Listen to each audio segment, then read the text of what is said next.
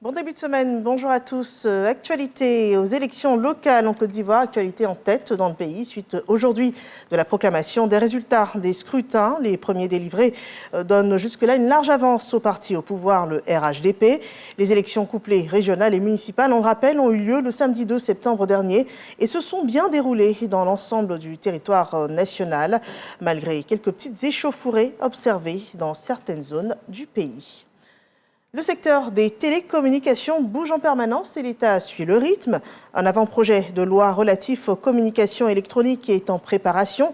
Il s'est tenu récemment un atelier à Assini Mafia visant à valider et finaliser le texte. Cette nouvelle législation prendra le relais d'une ordonnance prise en 2012. Le ministère de la Communication et de l'Économie numérique entend ainsi rendre le secteur plus dynamique et soucieux de préserver les droits des consommateurs. Les lignes bougent aussi dans nos régions, dans le Lodjibois, précisément le canton de Diéko. 13 villages ont été connectés au réseau électrique national. C'est forcément un événement bien célébré par les populations. Et la mise sous tension du village de Guiguédou, dans le département de Lakota, avec l'électrification de ces villages, a servi de prétexte. Jean-Marc Djadji nous y conduit. L'obscurité, désormais un vieux souvenir pour les populations du canton Diéko. 13 des 18 villages de la localité viennent d'être mis sous tension. Les tenanciers de commerce, de salons de coiffure, de maquis, bars et de boutiques ne boudent pas leur joie. Le courant est venu, ça nous est plu. On a le congélateur, tout ça, l'eau glacée ici. Le village de Guiguédou, à 20 km de la ville de Lakota, est le lieu choisi par la coordination des mutuelles de développement pour célébrer la fête de la lumière dans le canton Diéko.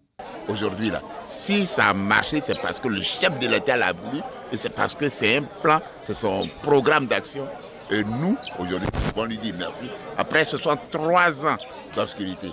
L'électrification des villages du canton Diéko s'est faite dans le cadre du programme national d'électrification rurale PRONER, initié par le président Alassane Ouattara.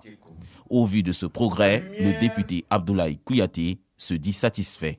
La lumière qui irradie l'espace et chasse le ténèbre, rendant la vie facile. Je pense à un homme d'État dont la vision nous permet de bâtir notre grand pays dans la paix, le partage et l'altérité. Il s'agit du président de la République, son Excellence Alassane Ouattara. Le raccordement du canton Diéko au réseau électrique national sonne comme un nouveau départ pour le développement de cette circonscription.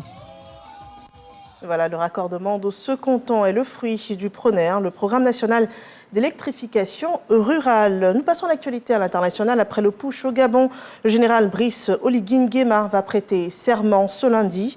Le nouveau président de transition, après un putsch sans effusion de sang, dit-il. Le général, chef jusque-là de la garde républicaine, dit vouloir mettre un terme à une corruption massive et redistribuer les richesses du pays aux plus pauvres. Il promet d'installer des institutions plus démocratiques avant des élections libres, transparentes, crédibles et apaisées dans le pays. Le président déchu, Ali Bongo Ondimba, à 64 ans, reste toujours en résidence surveillée.